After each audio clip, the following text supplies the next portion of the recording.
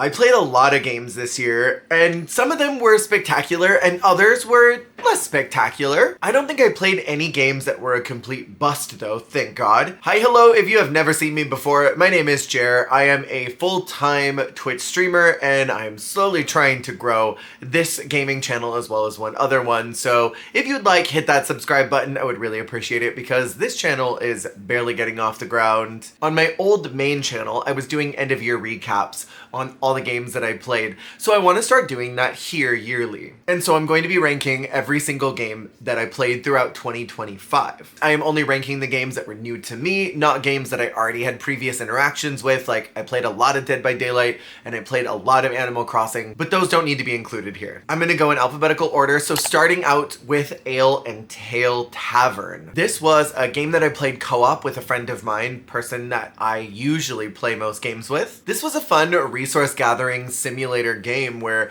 your goal is you're trying to bring your tavern to its max level, get as many guests coming in and buying drinks and snacks as possible while having to go out and deal with some very light enemies. What I liked most about this game was the combat element. I liked that there was a foraging of ingredients to continue to grow your tavern. There was an interesting story that was going on in the background, a lot of clever dialogue. There were some elements of item management that I kind of had a frustrating time with. And the map did get a little confusing to navigate after a while. It was a huge space with very few markers on it. There wasn't really much of a compass to kind of help you get around, and there was no fast traveling. But I did like the cooking structure. It very much reminded me of Raft. Even with some of the flaws that the game had, I would put this decently at B tier. Now, if I was playing this solo and had no help with running my tavern, I'd probably put it lower because it was a game that you kind of have to play co-op in my opinion. Next was Aloft. There has been a huge update since I played this last. The entire premise of the game is that you are creating a floating base structure that will eventually float to smaller islands. So they're taking the idea of an island travel sim and a resource management sim, a base builder, and they're kind of taking a different direction in that. The color palette and saturation was rich and juicy in my opinion. I can't explain it, but I wanted to bite a lot of the world. I think it was the way that it was almost kind of cel shaded. I wish that there was a little more body diversity. I feel like the main character, I could only choose a couple different shapes and I would have loved if I had a little more customization on that at the time. I liked a lot of the base building elements, but there were some parts to me that got a bit repetitive. And I think the lack of color on the base kind of hindered me from enjoying it more. If I'm gonna go into a base builder sim, I want to be able to have tons and tons of control, and I feel like I didn't get that. And also finding some of the blueprints did get kind of confusing to me at times. And I think generally finding resources was not as pleasant as I wanted it to be. I don't want to go through the tediousness of gathering items to craft. It's already one thing to have to go and source your own materials, but then when it becomes tedious to do so, it takes out some of the enjoyment for me, especially since I'm trying to stream these games to an audience of Twitch viewers who are trying to get an impression of if the game is worth it to them. Again, I haven't played this game since the biggest update that just recently happened, so I don't know if some of these issues have been resolved, but I didn't connect and click with some of the resource gathering. I also didn't really find the combat enjoyable. There's something almost Souls-like about it, that the more that you do it, the better you get, and I just wasn't getting that cyclical relationship of, okay, I lost and now I feel like I've got a new perspective, so I'm gonna go back and try it again. It was sort of just let me hack and slash and hope that I win this battle. And I like a combat feature in a crafting game. I just want that crafting to be streamlined and to feel good while doing it. Overall, I would rank this from when I played it C tier. Next is Arcade Paradise. This was new for me, but I understand that this is a slightly older game. The premise is that you're turning a former laundromat into a new arcade, and you are slowly gathering up money so that you can get more arcade games, install them in your building, and fight against your father, who really wanted you to have the laundromat as a way to prove that you were resourceful and you were a good manager. High-key, the dad sucked and I hated him. The laundry parts of the game were whatever. I didn't really do them much when I didn't have to. But my absolute favorite element to this game is that each one of the arcade machines is its own individual mini game that you can participate in. So you can go up to them and play them for as long as your day is running. There was one box stacking game that was similar to that liquid color dropper, the mobile phone game, that I was so addicted to, and I would literally play that for an entire day if I could. The game was super straightforward with how it presented, and I appreciated that. I found myself wanting to draw out the gameplay so that I didn't have to finish it sooner, even though I probably easily could have. Much like any arcade, there were some mini games that I just was not fond of and I never played. The game asks you to participate in every one of the games in order to get certain objectives and quests done. They aren't imperative to finish, but if you want to get the full completionism, then you should play all those arcade games. And there were some like Racer Chaser that I just hated and did not ever want to play. And then there were some arcade games that I found were very complicated to do with mouse and keyboard. That might actually be easier if you were on a joystick with only 2 buttons. But overall, this was a solid game and I did not want it to end, so I would put it very high at A tier. If you like a game that gives you a lot of minigame options, this was a fun one. I also played Arcade Spirits. This was a visual novel that had some voice acting, but then didn't voice act the rest of it, which I found jarring and definitely put me in an uncomfortable position because I would be listening for the spoken dialogue that was already recorded in-game and then nothing would be said in the next line and I would have to read it. So we'd get into this rhythm of the game was talking, but then it just suddenly stopped. And I love a visual novel like nobody's business. My favorite visual novels are the ones that are fully voice acted, so I don't have to sit around and try and interpret a voice or try and recreate a voice or what have you. I want to just be able to kick back, enjoy the vibe, press buttons, and let my choices matter in the game. This was maybe the only bust throughout the entire year. I did not care much for it.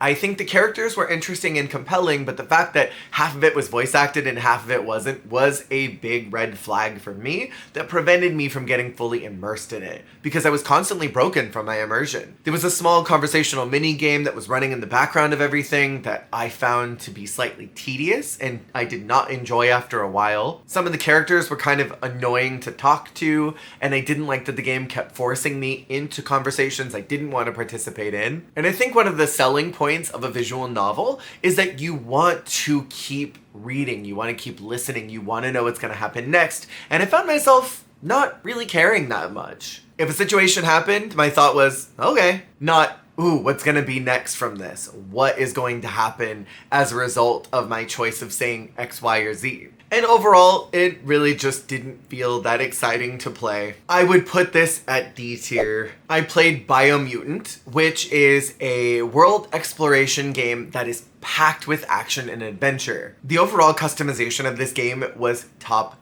tier. I loved the visual aesthetic, and I loved how graphic everything looked while also being cartoon and comic book style at the same time. The combat system was fascinating and intuitive.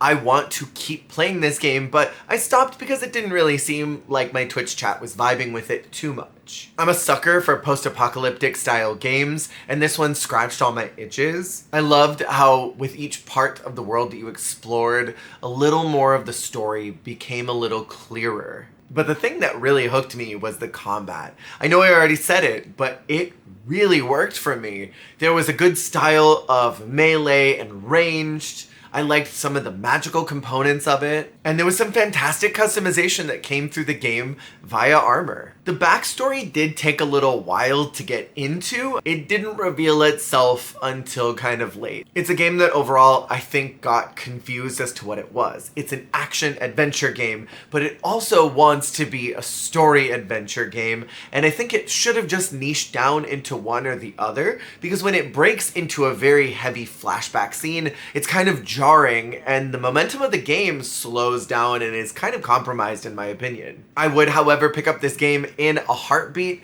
I would put it at B tier, because I think I only put 2.5 hours into it, maybe 3.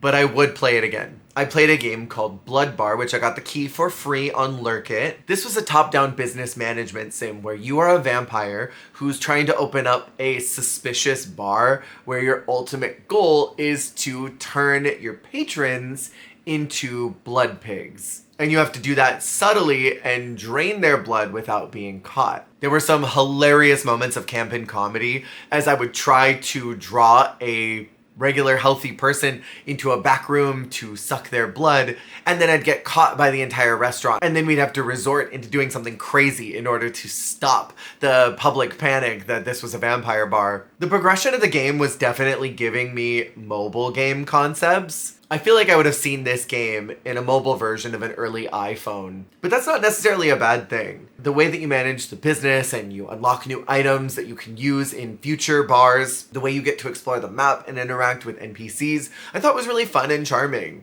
And that's kind of my buzzword for this game. I found it charming. I would put this at B tier. I don't think it was necessarily very engaging for stream, but I liked the gameplay mechanics of it and I liked what I was able to do.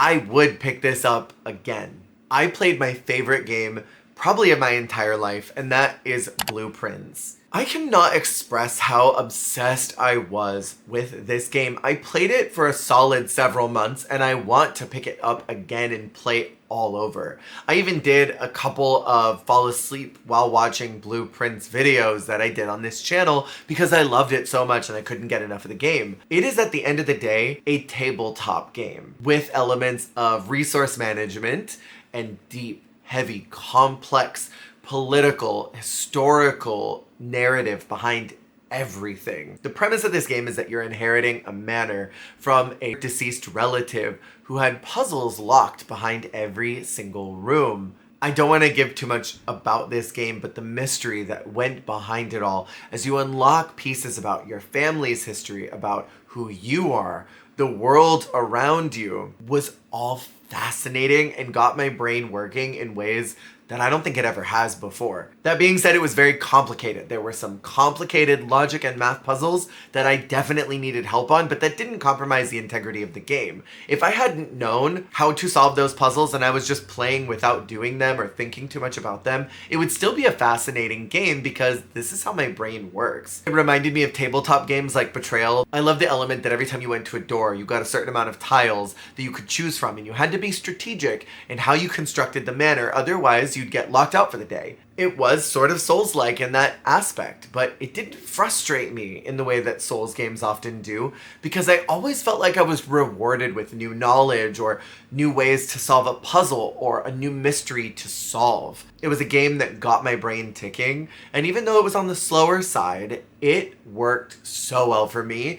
This is truly S tier, and the people who love Blueprints love it. And the people that tried it out and did not vibe with it are like, this was a flop of a game, I don't know why you liked it. So I kind of like the polarizing nature of this game. For me, it's S tier and always will be. I would play the hell out of this game again and again and again, and I would play any version of a game that came out like this in the same universe with the same mechanics, with new stories to tell, new mysteries to learn, new puzzles to solve. Because this game challenged me like nothing else has ever in my life playing video games. Very recently, I played a game called Clothing Store Simulator. This is a pretty simple store management game where you can actually create some of your own custom designs, and I did go a little crazy with those. I'm sure the devs were not happy about it, but it's fine. After playing games like Water Park Sim, where I could push my guests if they got in my way or I could tase them, I want every single management sim to have the ability to harm my customers. And so every simulator, sort of I'm stacking up against Water Park Sim, which I think was peak. Clothing Store Sim was really cute. I liked the ordering system and the restocking system, but I did find the game to be a little bit flat at times. And one thing that I didn't love was that you don't unlock music until deep into the game, like level 5 or something. So for the first 5 levels, you are just sitting in utter silence. And for the purpose of re-uploading content, I don't want to sit in silence while listening to a game and maybe a couple sound effects here and there, I want to hear the in-game music. So locking music behind a higher level kind of felt bad to me. That's the lowest point, I think, for this game, is that music is unlocked late. I also didn't love the lack of snap mechanics when it came to some of the furniture drops. I do like freeform design, but I also wish that there was an option to snap things to a grid, even if you can ultimately turn that off. And the lack of collision between myself and the customers, even the vehicles on the street, I think brought me out of some immersion. This game definitely had some fine-tuned mechanics that it needed to be resolved before launching, but I would solidly put it at C tier. For a couple of weeks, I played Date Everything. Now, this was a fully voice-acted visual novel, where some of your choices matter. I never beat the game because I found myself feeling like I had seen everything I needed to see. There were some great moments that I was able to clip and meme, and I very much enjoyed hearing all the voice actor work that went into this because it was very clearly a passion project. I think the thing I loved the most was the character design. Everyone was so dynamic looking, and the visuals were solid. I liked that the overworld was a very specific style, and then when you actually got into dialogue, there were almost these paper doll aesthetics to each one of the characters. I would say maybe the biggest turnoff for me was that the days went by really fast. I was time managing in a way that didn't always feel gratifying. Sometimes it was just a little frustrating. Having some stories lock until the next day because I could not talk to someone, or I accidentally pressed a button and spoke to the wrong person who didn't have anything new to say to me, and that wasted one of my hearts for the day of conversation, kind of got a little monotonous after a little while. But I will say the thirst traps of this game got my heart pitter-pattering, and for that, I would put it solidly at A tier. The last thing I'll say is I did not love how much I got backseated in this game. I don't know one single gamer that loves to be backseated. Like, not one. And anytime I played this, I was always having people say, go talk to this person, go talk to that one, do it this way, do it that way. Why did you say it like that? Like, I wanted to play the game the way that I wanted to play it. I don't know why this game had such a backseat heavy community following it, but it absolutely did. And that also kind of ruined the game a little bit for me. Game A tier, community that followed it, C tier. This year, I played The Devil in Me as a part of the Dark Pictures anthology. This was my first time playing this one. Last year, I did House of Ashes, which I really enjoyed. Devil in Me was super compelling. I actually ended up playing it twice because I liked it so much. The characters were interesting, the dialogue was fun. I love the way that it incorporated some historical events with some fantastical events. The suspense was scary, and I felt like my choices really did matter in this one, more so than other Dark Pictures games where I kind of felt that I was locked into a story, and no matter what I did, the game was going to do what it wanted to do. There were some deaths that didn't feel rewarding or interesting to me because I thought, why did that happen? That should not have been the case. And one of the most frustrating experiences for me in this game was there was a point where I had to either choose sacrificing the main character or to kill a dog. And there's one thing I will never do, and that is willingly sacrifice or kill an animal in a video game if I don't have to. In a game like Fallout, where there are rabid creatures that are attacking me, that's one thing. But when it's a harmless dog that's just barking at an intruder and I have to either kill it or sacrifice the main character, I'm going to sacrifice the main character. So the fact that was even an option was not vibing or gelling with me. I did like these characters a lot more than I liked the ones in Little Hope or House of Ashes. And I'm excited to see whatever the next Dark Pictures game is because that one's taking place in space, I think. Overall, I would put Devil in Me at A tier. Very recently, I played Dispatch, a Choices Matter kind of visual novel light with a dispatch minigame where you're in charge of superheroes. As crime happens around the city, you are responsible for assigning the right hero for the job so that they can save the day. The story was huge. I also played this game multiple times because I loved it so much. I liked this twist on the superhero, showing some of the grittier sides of being a superhero, that it's not just capes and bombastic colors and a cheery disposition. There is some darkness behind having superpowers, that there is sadness and trauma that goes from having powers of a certain nature and feeling like you have to be a villain because of those. I don't want to give away too much of it, but the story was extremely compelling to me, and I found myself loving every single character, even the ones that I found prickly at first. The dialogue was easily my favorite part of it because it's snarky and witty. These characters were reading each other left and right, sometimes in creative ways that I've never heard before. I don't think I have any cons or negatives to this game other than I want a season 2. I want to see more of these characters, I want to see more of what they do, and I want more of the dispatch mini game. I'm gonna put it solidly at S tier because it was perfection. Recently, I played Enshrouded, which I kind of feel bad for not connecting with it because it was gifted to me by someone in my community who was really excited to watch me play it, and I just don't like a Souls game that much. When I have to do something again and again and again and keep getting better at it, or learn from my mistakes and jump back into it after restarting and losing my loot, I start to get a little agitated and I stop having fun, and it's more just I'm trying to get through this one segment and I'm doing it out of sheer spite, not because I want to, but because I am angry that I didn't do it right the first 6 times. This is a game that I've heard is a lot more fun if you're playing with someone, but I was playing solo because that's just how I like to game. And I did not vibe with the battle mechanics. It's kind of the same way I didn't vibe with Aloft's battle mechanics. I felt like I was just hack and slashing until I got the right items to be able to go properly into a fight, and that's not rewarding for me as a gamer. That being said, I think one of the best parts was the crafting. I wish that I could have done a little more of that and that it would have been easier to gather resources so that I could continue to craft and make a really badass base. But to do that, you have to participate in the other elements of the game, which I found frustrating. For me, I would put this game at D tier because I probably wouldn't play it again if I didn't have to. It just didn't click with me. I will say positively though, the graphics were astounding. It was giving me all the best parts of Breath of the Wild meets like Elden Ring, and I liked that. I wish I liked the gameplay more. Earlier this year, I played Food Truck Simulator. Pretty straightforward game where the premise is that you own a singular food truck and are slowly trying to build your food truck empire. The game gets a little convoluted because it starts with you opening up your first food truck, and then someone comes in and lights your whole building on fire for whatever reason and almost kills you so that you won't have your food truck and be competition.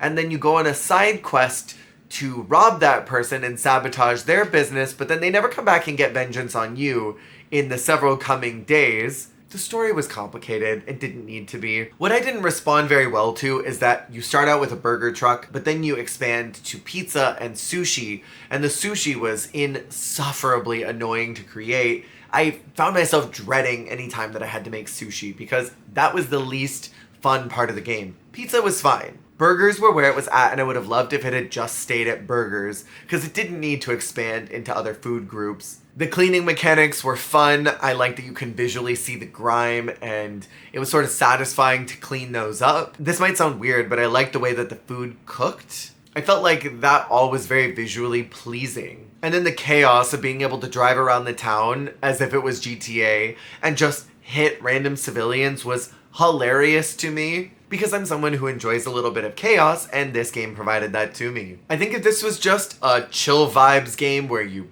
have your burger truck, you don't have to do anything else except make burgers and just expand out your home base and maybe trick out your truck, that would have been more than sufficient. But the fact that they tried to incorporate other elements like making pizza and sushi, which I don't think were necessary, I think dragged down the rank of this game for me personally, so I would put it solidly at C tier. Near the top of the year, I played a game called Forever Skies, which was absolutely giving me Planet Crafter vibes, but with a slight twist. The premise of the game is that you're going back to old Earth, you are base building, and you are trying to collect resources for the currently dying humanity that are stuck up in space that had to leave from the toxic fumes of the Earth. This game had a lot of potential. I loved the reach of the crafting mechanics. Normally you have to be right up on top of a resource to get something.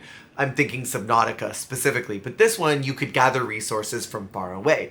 I liked that element. One of the problems I had with the game is it was really quiet. There was not a lot of ambient music or sounds, and so I kind of was left in this space of feeling tense and uncomfortable. And while that could be immersive technically, I didn't feel the immersion. I loved being able to build and expand my ship, but sometimes collecting resources to do that felt tiresome. I enjoyed the reward of being able to, as you grow your ship, being able to go higher up into the air and see more perspective of everything below you and being able to access new areas. Probably if I had spent more time playing the game, I would have explored even more. I put about 4 or 5 hours into it and ended up stopping. I wanted to love this game so much more because I love games like Planet Crafter and Subnautica, where you are building bases, you are exploring a post-apocalyptic, abandoned type of a world, discovering secrets and learning about people that were there before you. This game just didn't have, I think, some of the charm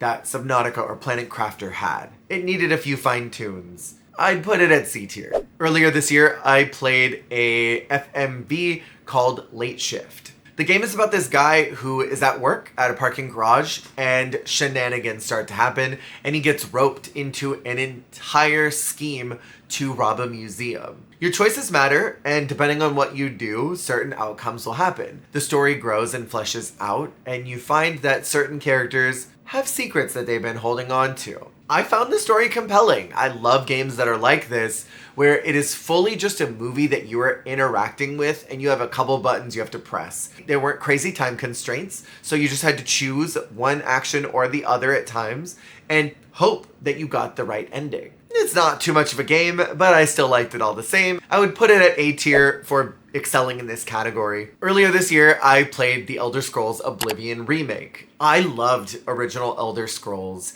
one of my absolute favorite games, I think, of all time, and the remake was so faithful to the original and making things just better. I loved everything about it. They did not miss one single detail. I love the way the characters interact with the world. I love the level scaling. I love the items and the sounds, the music. Everything about it is rich and perfect. I have nothing but praise to say about this remake, and I hope that we'll see more games like this of this era, maybe even something like a KOTOR remake, but in a more modern, rich color palette, clean up some of those visual issues that existed originally and make it just better. I love this game and I want to put a lot more time into it in 2026. I would solidly put it at S tier. If you liked the original one, you will like this one. The only problem, I think, is the price point. It was expensive, but the game was gifted to me, so that's not as much of a problem on my end, but I know for telling y'all about it, it's an expensive game. About a month ago, I played a game called Radio Light,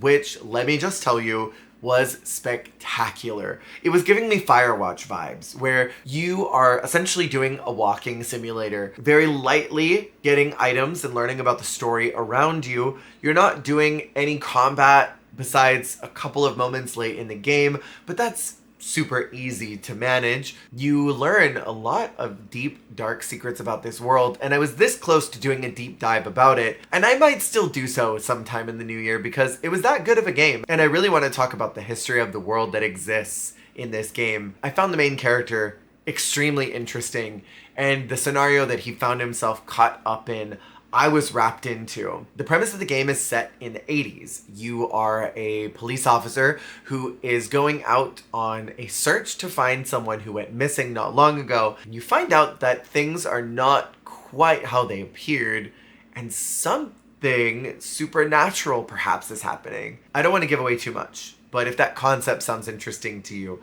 if these visuals look interesting to you, definitely give it a check out because I think it was phenomenal. I think it was the perfect length of game for the content that you get, and I think it has a modicum of replayability because once I figured out what the end was, I wanted to play it again to see if I missed anything the first time around. And there definitely was. For this genre of walking sim with some interactable elements, I would put this at A tier. I played Story of Seasons Grand Bazaar, which is a modern remake of an older game that I never got to experience or play myself, but I loved this game. I found it super charming. I loved the characters. I loved the aesthetic. It's a standard farm sim where you go to a new place, establish a farm, but in this game, there is a weekend bazaar that you can sell all your products at. So everything you've been collecting through the week, you go and sell them at the bazaar. At that bazaar is where you get upgrades for your farm, you can buy new items. I found this game utterly enamoring, so I put it at B tier. A couple of weeks ago, I played a new simulator that hasn't fully released, it's still in beta as of recording this, called Tabletop Game Shop Simulator. A mouthful. It's a very typical store management game, but the twist is that you are selling tabletop figurines, and each one of those are blind boxes with several pieces in them, and you yourself can actually open up your own boxes and find the pieces of these gotchas, so to speak, put them together, paint them, and put them up for display. I liked this game a lot. Being in beta, I didn't have a lot of high expectations for the layout of it. It had very similar vibes to something like Supermarket Sim, where you start out in a tight, cramped space and slowly expand to a bigger one. Because it's in beta, I don't want to say too much negative, but I do wish that there was some dynamicism in each one of the boxes, because there were about 6 or 8 boxes that you could purchase, different colors, and put them out on the shelves. There was a green box, a red one, there was a black one, a blue one, but the same items were in each gacha box. And I kind of wish that there were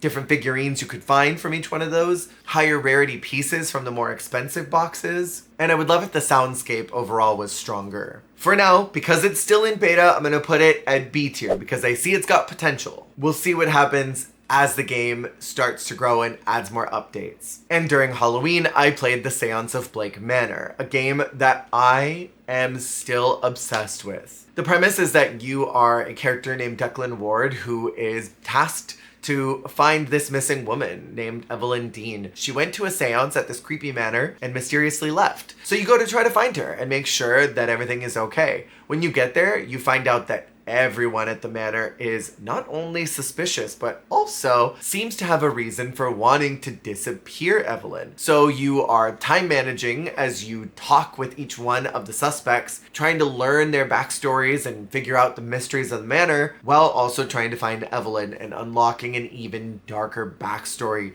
to this whole world. I learned a lot of Celtic history that I didn't know before, which I very much appreciated. The game taught me something new, and I love to learn something in a video game. I love the time management aspect, and the whole game is voice acted. There were a couple parts that were not voice acted for some reason, and much like Arcade Spirits, that threw me off, and so it does drag down its score a bit when I get so immersed in dialogue that I'm hearing and then suddenly there is no spoken dialogue. But I will say, for a supernatural mystery game, this is one of the best I've ever played, and I wanted to keep playing it, and this game was very hard for me to put down. I loved learning about the manor and the characters that existed in it.